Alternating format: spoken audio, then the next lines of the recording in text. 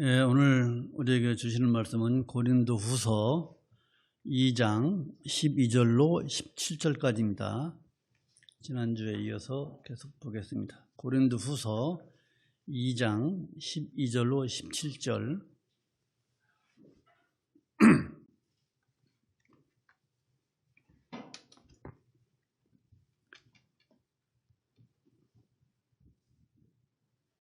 받들어 봉독하겠습니다.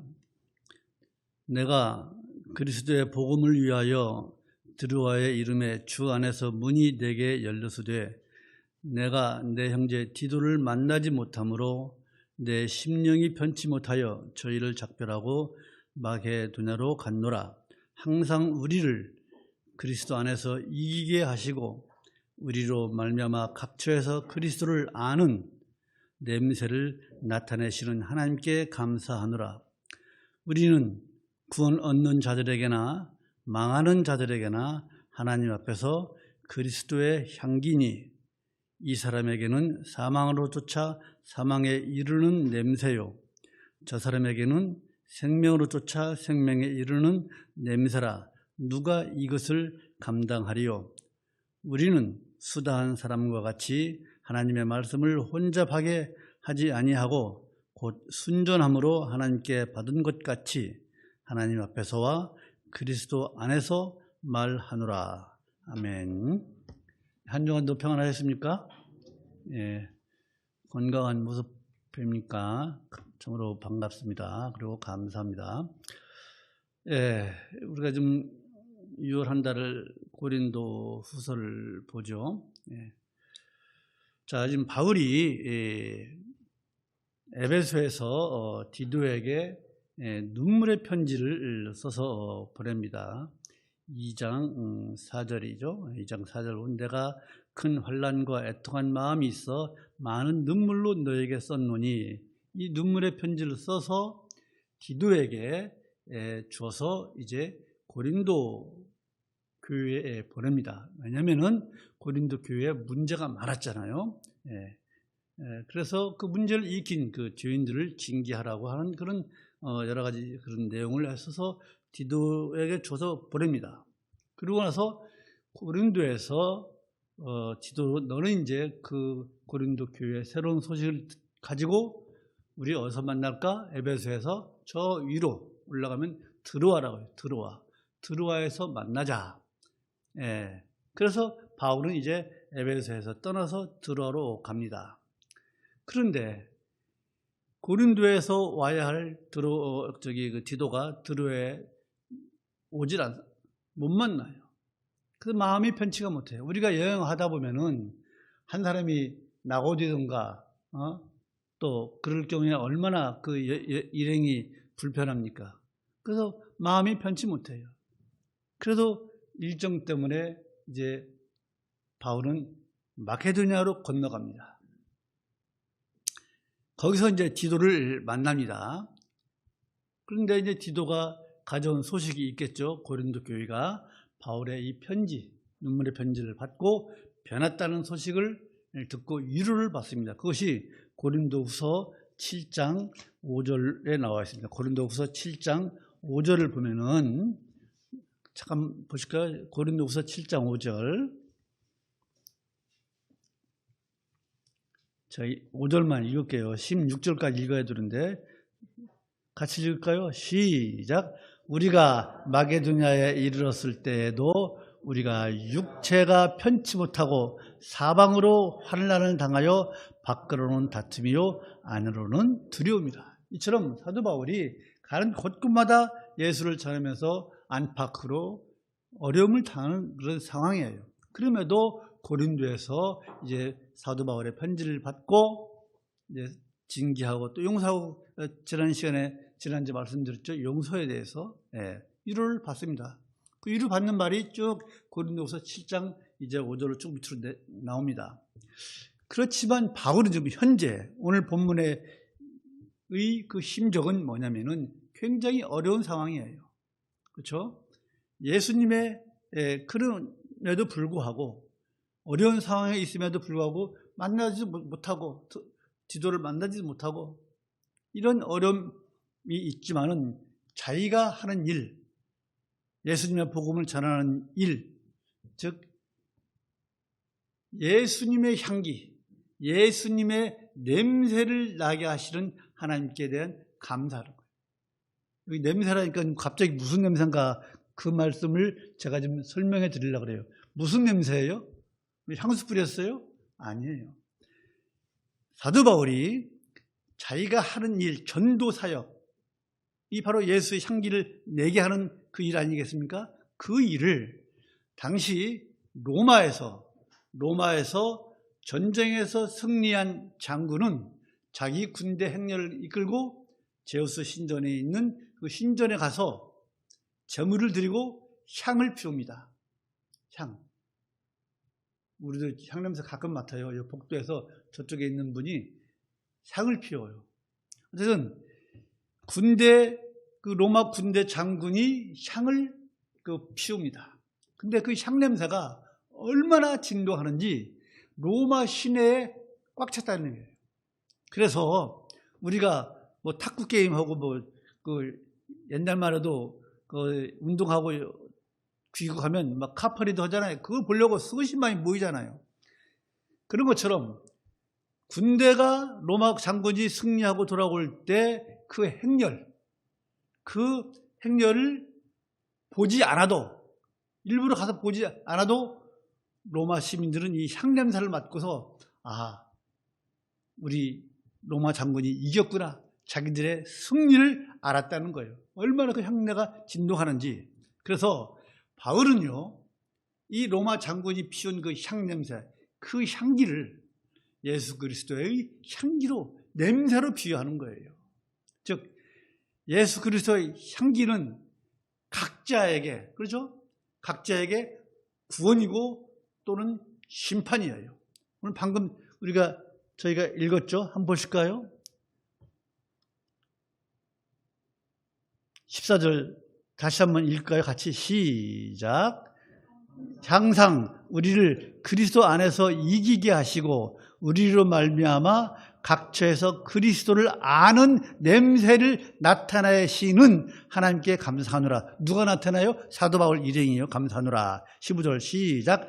우리는 구원 얻는 자들에게나 망하는 자들에게나 하나님 앞에서 그리스도의 향기니. 16절.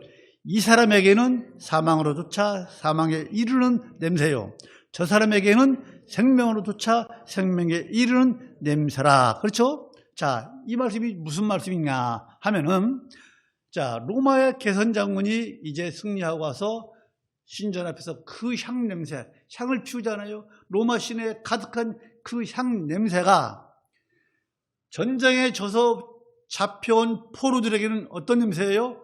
고통과 패배와 죽음의 냄새예요. 그렇죠? 그렇죠? 그러나 로마 시민들에게는 그 향냄새는 어떤 냄새예요? 우리 장군이 이겼구나, 우리 로마가 이겼구나, 승리와 평화와 안전을 상징하는 냄새예요. 맞죠? 맞아요. 예수 그리스도의 향기가 지금 방금 우리가 읽은 것처럼 어떤 사람에게는, 예수님의 말씀이 어떤 사람에게는 심판이고 어떤 사람에게는, 우리에게는 뭐예요? 구원이에요. 바로 그 말씀이에요. 이해가 가시죠? 예. 그래서 이 말씀을 가지고 우리가 받을 교훈을 한번 보자 이거예요.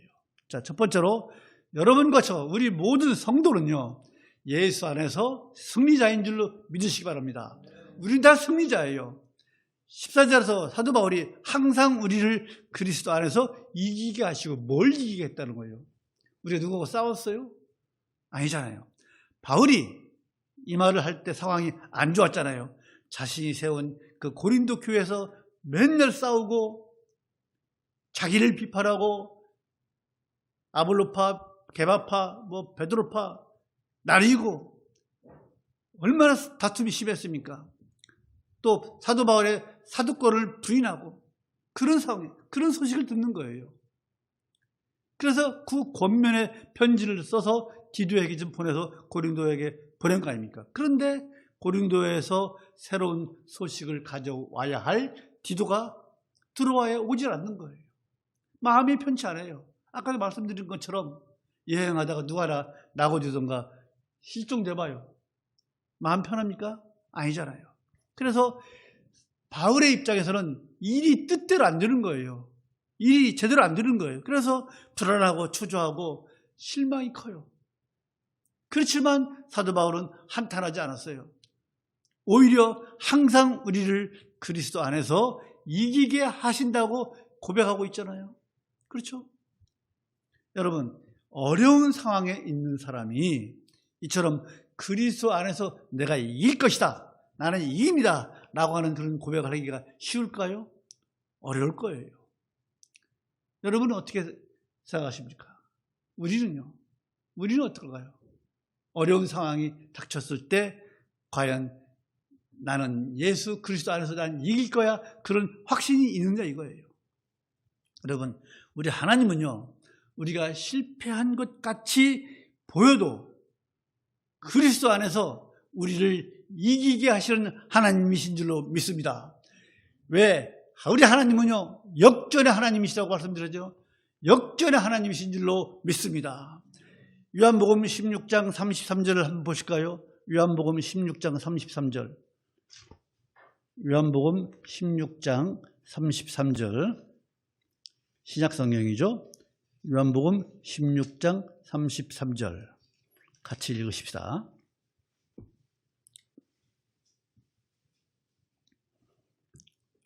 잘했습니까? 신약성경 176쪽. 시작. 이것을 너에게 이름은 너희로 내 안에서 평안을 누리게 하려 함이라. 세상에서는 너희가 환난을 당하나 담대하라. 내가 세상을 이겼노라 하시니라. 여러분, 예수님 안에 있으면 진정으로 평안한 줄로 믿습니다. 왜요? 살 소망이 있기 때문에요. 소망이 있기 때문에. 우리가 하고자 하는 일들이 뜻대로 되든 뜻대로 되지 않든 예수 안에 있으면 평안합니다. 그런데 그 평안의 조건이 있어요. 방금 우리가 읽은 것처럼 뭐예요? 담대하라.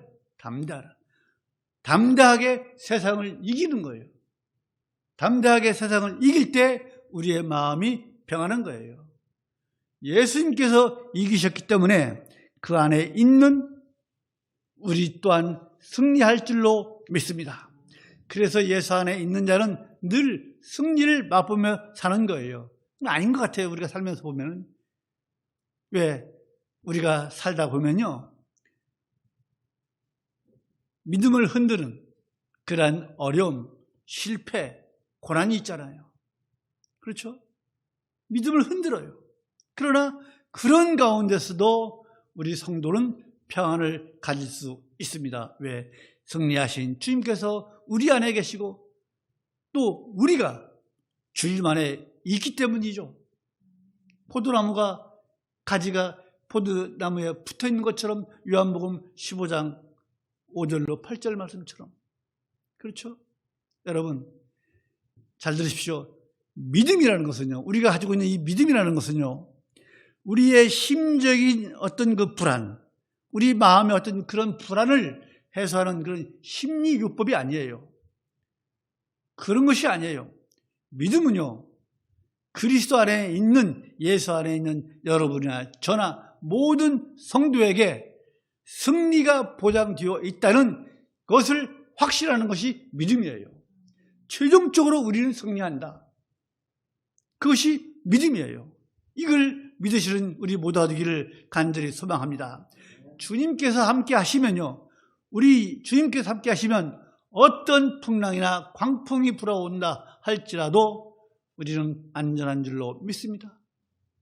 광풍이 불어올 때, 베드로가 물 위를 걸어올 때 그가 예수님의 눈을 마주치지 않고 다른 것 봤을 때 물에 빠졌지만은 예수님을 믿고 올 때는 물 위를 걸은 것처럼 어떠한 풍랑이 불어와도 우리는 승리하고 안전할 줄 믿습니다.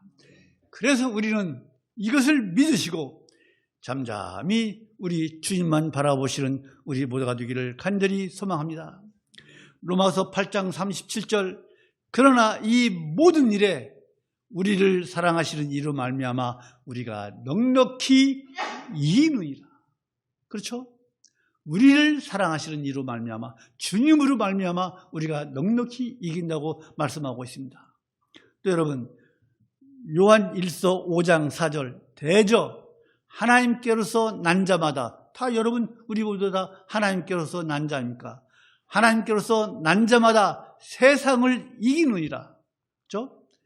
세상을 이김은 뭐예요? 이것이니 곧 우리의 믿음이니라. 우리가 무엇으로 세상을 이깁니까? 돈으로 이깁니까? 권력으로 이깁니까? 명예로 이깁니까? 아니에요.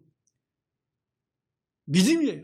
믿음으로 우리가 세상을 이기는 줄로 믿으시기 바랍니다. 그래서 믿음은요, 예수 그리스도 안에서 승리가 되는 거예요. 바로 우리가 들었잖아요. 하나님께로서 난 자마다 세상을 이기느니라. 세상을 이김은, 이 승리는 이것이니 우리의 믿음이니라 믿으시기 바랍니다. 두 번째로 여러분, 믿음이 크고 작고는요, 무엇이 기준이에요? 우리 주님을 얼마나 의지하느냐, 얼마나 의리하느냐. 14절에서 바울은요, 많은 문제로 곤란이 있지만은 우리로 말미암아 각 처에서, 바울이 가는 곳마다 우리를 각 처에서 그리스도를 아는 냄새를, 그리스도의 향기를 나타나게 하시는 하나님께 감사한다고 그랬어요. 어려운 상황에서도 사도 바울을 통해서 그리스도의 냄새를 나타내시는 하나님께 감사한다고 했어요. 바울은 지금은 심적으로나 육체적으로 힘들어요. 아까 고린도후서 7장 5절 읽었잖아요. 육체적으로 힘들어요. 그러나 하나님을 원망하지 않았습니다. 오히려 하나님께서 이기게 하실 것이라는 고백을 하고 있잖아요. 그렇죠? 또 그리스도를 아는 냄새, 향기, 그 냄새를 나타내도록 하시는 우리 하나님께 감사하다 이거예요. 어떻게 이런 고백을 할 수 있을까요? 그 어려운 상황에 있는 사람이, 우리는 그래서 조금만 힘들면 아유 하나님 안 계십니까? 어디 계십니까? 왜 저렇게 도와주지 않습니까? 그러다가 결국에는 믿음을 포기하는 사람도 얼마나 많은지 몰라요. 그렇잖아요? 이런 고백을 할 수 있는 것, 그리스도의 향기를 나타내도록 하시는 하나님께 감사합니다. 이런 고백을 할 수 있는 것은요, 사도 바울이 하나님과 얼마나 그런 좋은 관계, 깊은 관계, 그런 관계가 아니면 이런 고백을 할 수가 없는 거예요. 즉 하나님과 친한 관계가 아니면 이런 고백을 할 수가 없는 거예요. 여러분, 그런 것이 바로 믿음의 성숙이고 믿음이 견고하는 거예요. 여러분, 믿음이 견고하고 성숙하다는 것은 무엇이에요? 막 방언으로 막 시도 때도 없이 누가 있든 말든 방언하는 것이 믿음의 견고하고 믿음이 성숙한 것입니까? 또 기도해주면 병이 낫는 것이 믿음이 성숙한 것입니까? 믿음이 견고한 거예요? 아니면 신구약 성경을 막 100번 이상, 나는 성경을 얼마나 읽는지 모른다, 그렇게 성경을 많이 읽어야 믿음이 견고하고 성숙한 것입니까? 절대로 아니에요. 이런 것은 겉으로 보이는, 위양으로 보이는 것이지 그것이 믿음의 성숙을 나타내는 것이 아니에요. 우리가 착각하지 말아야 돼요. 착각해서는 안 돼요. 믿음의 성숙은요, 믿음이 견고하다는 것은요, 우리 하나님께서 보실 때 하나님 앞에서 우리의 존재, 나 자신의 존재가 어떤 존재인가를 알고 하나님을 인정하는 거예요. 하나님 앞에서 나의 낮음, 자금을 인정하고 매 순간순간마다 하나님께 나가는 거예요. 모든 일에 우리 하나님께서 함께 해주시기를 원하는 거예요. 하나님, 주님, 그저 저는 주님이 필요합니다. 이렇게 고백하는 것이 믿음의 성숙이고 견고한 믿음의 소유자인 줄로 믿습니다. 이런 믿음 생활을 하는 사람은요, 어떤 일이 자기가 성공했을 때 그 영광을 자기가 차지합니까? 이거 내가 한 거야 합니까? 아니에요. 하나님께 영광을 돌리는 사람이에요. 사도 바울이 그 어려운 상황에서도 이처럼 그리스도의 향기를 내게 하시는 하나님 감사합니다. 이런 고백을 할 수 있는 우리 모두가 되기를 간절히 소망을 합니다. 그런데 여러분, 우리 한국교회는요, 이 신앙의 성숙, 믿음이 좋다고 하는 것, 이거에 대해서 정말로 바르게 교육을 안 하는 것 같아요. 왜냐하면 그저 가정생활에 어떻게 됐든 싱크대에 그냥 그 설거지가 간뜩 쌓여있든 말든, 자식이 어떻게 되든 말든, 또 사회생활에서 남들과 어떻게 잘 어울리든 말든, 그저 교회만 나와서 교회만 잘 출석하면 성숙한 성도, 믿음 좋은 사람이라고, 믿음 좋은 신자라고 생각하는 거예요. 또 우리 그렇게 알아왔잖아요. 그렇게 못해서 그렇지. 그렇잖아요. 또 기도 내용이 모두 상관없이 그냥 기도만 오래 하면 믿음이 좋은 사람 아니에요. 우리 정말로 우리 성도들은요, 지금 이 순간부터라도 믿음의 성숙에 대한 그 인식이 바뀌길 간절히 소망합니다. 어떻게 바뀌느냐? 겉으로 보이는 종교 행위, 또 종교적인 열심, 이것은요, 믿음의 성숙의 기준이 절대로 아니라는 것을 믿으시기 바랍니다. 겉으로 보이는 거 아니에요. 성숙한 성도일수록 주님을 더 찾는 거예요. 늘 함께 주님이 나와 함께 하시길 바라는 성도예요. 또 내 자신의 무능함을 인정하는 거예요. 하나님, 저는 아무것도 할 수 없습니다. 제가 무슨, 하나님께서 함께 해주시지 않으면 제가 할 수 있는 일이 뭐가 있겠습니까? 하나님, 늘 저와 함께 해주십시오. 이러는 거예요. 또 늘 주님을 필요로 하는 그런 성도가 믿음이 성숙한 성도고 믿음이 견고한 성도인 줄로 믿습니다. 한마디로 얘기해서 믿음의 성숙한 성도는요, 주님 앞에 납작 엎드리고 무릎 꿇는 성도가 믿음이 성숙한 성도인 줄로 믿습니다. 그런 성도일수록 기도도 많이 하고 성경도 많이 읽고 주일 성수에 열심인 거예요. 우리 한번 그렇게 살아보십시다. 성숙한 신앙생활을 위해서 노력하는 우리 모두가 되기를 간절히 소망을 합니다. 시편 40편 1절로 2절을 보면 이렇게 되어 있습니다. 제가 읽을게요. 내가 여호와를 기다리고 기다렸더니 귀를 기울이사 나의 부르짖음을 들으셨도다.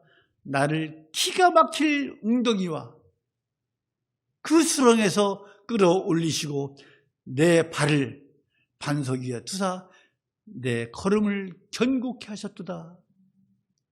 이런 고백이에요. 또 이사야서 26장 3절, 주께서 심지가 견고한 자를 평강으로 지키시나니 이는 그가 주를 의뢰함이니이다.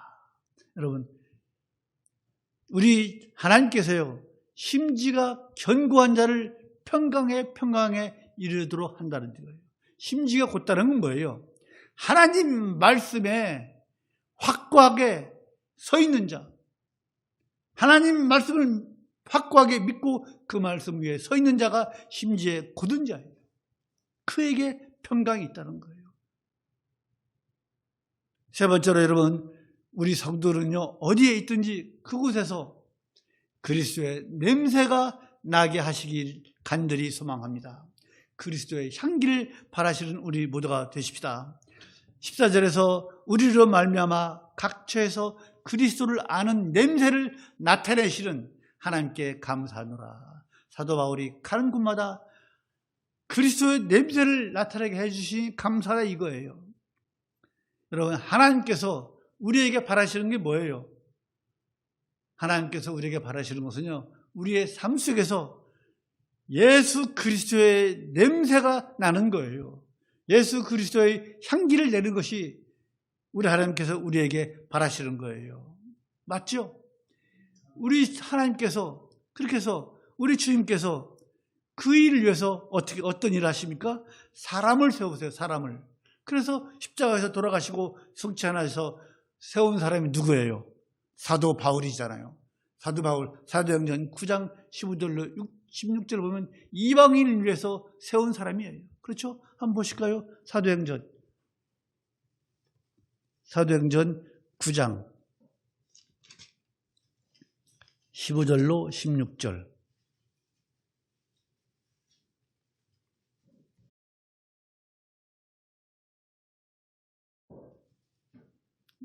신약성경 202쪽 9장 15절 시작. 주께서 가라사대 가라, 이 사람은 내 이름을 이방인과 임금들과 이스라엘 자손들 앞에서 전하기 위하여 택한 나의 그릇이라. 여기까지. 주님께서 택하신 사도 바울. 바울은 이 주님의 뜻대로 이방 민족에게 그리스도의 향기를 나타내는 삶을 살았잖아요. 지금 방금 우리가 읽었잖아요. 주님을 몰랐던 사람들이 바울을 통해서 예수를 믿게 되고 그리스도의 향기를 맡았잖아요. 얼마나 귀한 일이에요. 그런데 예수 그리스도의 냄새를 나게 하는 일이 사도 바울에게만 있습니까? 우리 모두에게도 있는 줄로 믿습니다. 여러분이나 저랑 똑같이 예수의 향기를 낼 수 있는 그런 사명을 받은 사람들이에요. 그렇잖아요. 예수의 냄새가 이 세상에 진동하도록 우리는 세움받았어요. 로마 장군이 피운 그 향기가 로마 시내에 진동한 것처럼 우리 성도들은요, 예수 그리스도의 그 냄새, 그 향기를 이 세상에 피우도록, 이 세상에 진동하도록, 그런 냄새를 피우도록 세움받은 우리들이에요. 믿죠? 그래서 예수의 냄새, 예수의 향기가 우리 몸에 배어 있어야 돼요. 그렇죠? 근데 그것이 쉽지 않죠. 그래서 우리가 만나는 사람들마다 당신을 통해서 내가 예수를 알게 되었고 예수를 만났다, 이런 말씀을 들을 수 있도록 우리가 참으로 성숙된 신앙생활을 해야 될 줄로 믿습니다. 어디서 누구를 만나든 만나는 사람마다 예수의 냄새를 풍기는 우리 모두가 되십시다. 예수의 향기를 풍기라고 하니까 말을 느릿느릿하면서 거만하게 그런 사람이 있어요. 거룩한 척 하라는 거 아니잖아요. 거만하고 거룩한 척 해서는 안 돼요. 그것은 예수의 향기를 내는 게 아니에요. 우리가 성경 말씀을 줄줄줄 외우지 않아도 돼요. 그러나 그 말씀을 붙들고 그대로 살려고 애를 쓰면, 말씀을 붙들고 그대로 살려고 애를 쓰면 자연스럽게 예수 그리스도의 냄새가 나는 줄로 믿습니다. 우리가 병 낫게 하는 능력 없어도 돼요. 병든 자를 기도하면 돼요. 그렇잖아요. 이웃과 나누려고 하는 그 마음, 이웃과 나누려고 하는 그 마음, 그런 믿음이 있으면 될 줄로 믿습니다. 우리 그렇게 사십시다. 한번 살아보십시다. 그런데 여러분, 우리나라에 이 기독교가 들어온 지 이제 100년이 좀 넘었지만은 한국 교회와 우리 성도들이, 많은 사람들이 예수 그리스도의 향기, 예수 그리스도의 냄새를 잃어가고 있는 것이 참으로 안타까운 현실이다 이거죠. 여러분, 제가 이제 초등학교 때 시골에서 보면요, 저희 둘째 형님이 농사 지면서 주일이면 꼭 양복을 입고 한 2km 정도 걸어갑니다. 근데 그 시골에 그 교회 하나밖에 없으니까 지금 한 30년 됐나. 옛날에는요, 그 교회를 나가기 위해서 시골길 몇 리라도 걸어서 주일에 옷을 깨끗이 차려입고 교회에 나갔어요. 그렇잖아요. 그런데 오늘날 어때요? 오늘날 우리 믿는 사람들이 어떠냐 이거죠. 예수의 향기를 내고 있느냐 이거예요. 저 자신도 부끄러워요. 솔직히 말씀드려서. 여러분,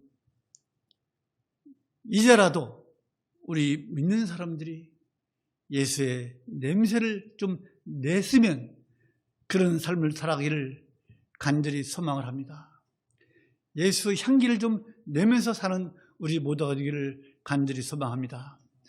마태복음 5장 16절을 보면요, 이같이 너희 빛을 사람 앞에 비추게 하여 저희로, 즉 사람들로 하여금 너희 착한 행실을 보고 하늘에 계신 너희 아버지께 영광을 돌리게 하라고 말씀하고 있습니다.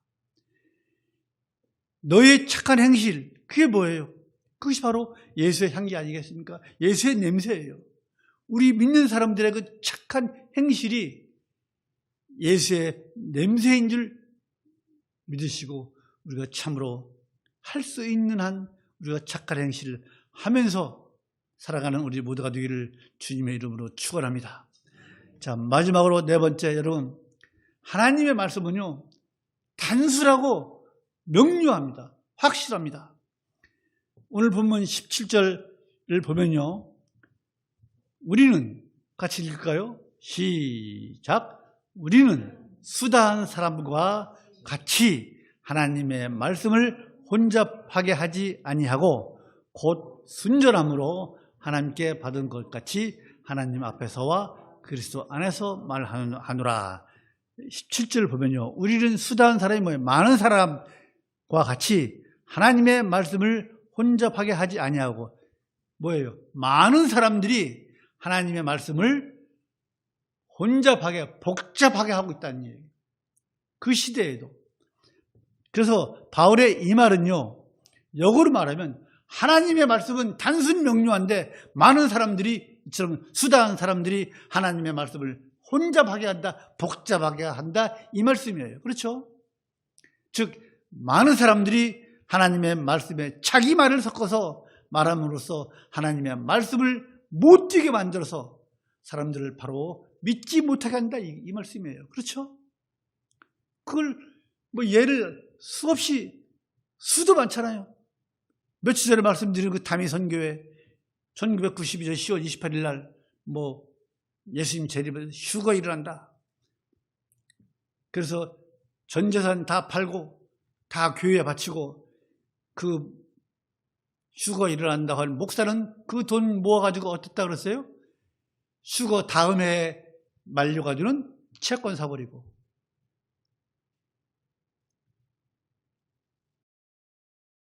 얼마 전에 저희 건설부에 있던 친구들을 만나서 식사를 했는데 그중 한 사람이 식사 끝나고 이제 헤어지는데 저한테 그래, 조 목사 뭐 좀 하나 물어볼게. 왜? 자기 처가식 쪽에 돈을 많이 번 사람이 있대요. 근데 강남의 어느 교회에 2024년에 이 지구가 멸망한다. 그래가지고 돈을 걷다 바친대요. 그게 사실이냐 그래. 제가 무슨 말을 해야 돼요? 제가 무슨 말 했을까는 짐작이 가시죠. 아직도 그런 사람들이 있어요. 아직도.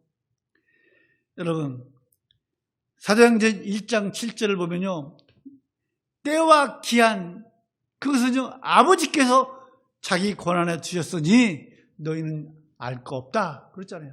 한번 보시고 사도행전 1장 7절, 사도행전 1장 7절 보십시다. 어디 갔었는지 누가 곧 종말이 오니까 이런 말 하면요, 이 말씀으로 한번 줘 박으십시오. 같이 읽읍시다. 사도행전 1장 7절, 신약성경 187쪽. 잘했습니까? 시작. 가라사대 때와 기한은 아버지께서 자기의 권한에 두셨으니 너희의 알 바 아니요. 너희들은 알 것 없다 이거예요. 우리 인간들이 어떻게 때와 기한을 압니까? 예수님의 때를 어떻게 압니까? 그런데도 지금도 그런 목사란 자들이 이렇게 성도들을 속이고 있어요. 또 거기에 속아 넘어가는 사람은 뭐예요? 이 성경 말씀을 모르는 거예요?